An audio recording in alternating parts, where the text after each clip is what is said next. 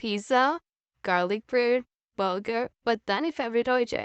રોજ એક એક રેસીપી બનાવીને ખાઈને અને શેર કરીને થાકી ગઈ છું. તો વિચાર્યું ચલો ને આજે ગાર્લિક બ્રેડ બનાવીએ તો સૌથી પહેલાં એક પેનમાં આપણે થોડીક ચમચી જેવું એડ કરીશું ઓઇલ અને બહુ બધા એડ કરીશું આપણે લસણ એટલે કે ગાર્લિક. હવે આ ગાર્લિકની આપણે સોટે કરવાની છે 2 થી 3 મિનિટ સુધી જ્યાં સુધી એમાં ગોલ્ડન બ્રાઉન જેવું કલર ના આવી જાય. હવે આપણે એને સાઈડમાં કરીને અને સરસ રીતે મેશ કરી લઈશું.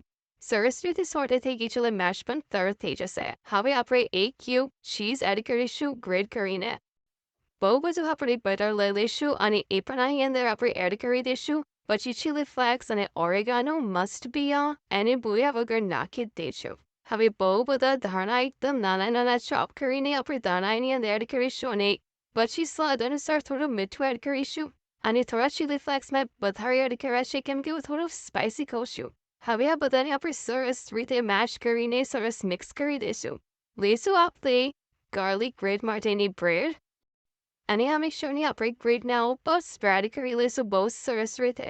સ્પ્રેડ થઈ જશે એના પછી બહુ બધી ગ્રેટેડ ચીઝ સાથે ઓરેગાનો અને ચીલી ફ્લેક્સ થોડા વધારે ફરી એડ કરીશું જેના કારણે એનો જે ટેસ્ટ છે ને એકદમ સરસ આવશે.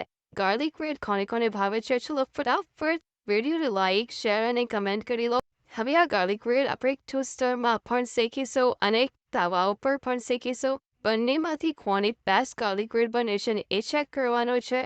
એકદમ સિમ્પલ એકદમ સરસ રેસીપી છે. બહાર જેવી ગાર્લિક બ્રેડ બનીને રેડી છે તો તમે જોયું કેટલી સરસ રીતે અને કેટલી ઝડપી રીતે આપણે રેડી કરી દીધી ને. તો એકવાર તમે પણ આ જ મેથડથી ગાર્લિક બ્રેડ જરૂરથી ટ્રાય કરજો.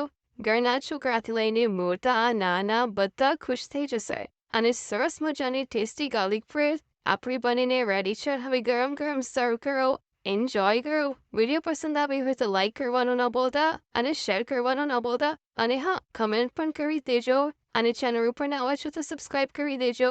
જય શ્રી મહાકાલ. રાધે રાધે.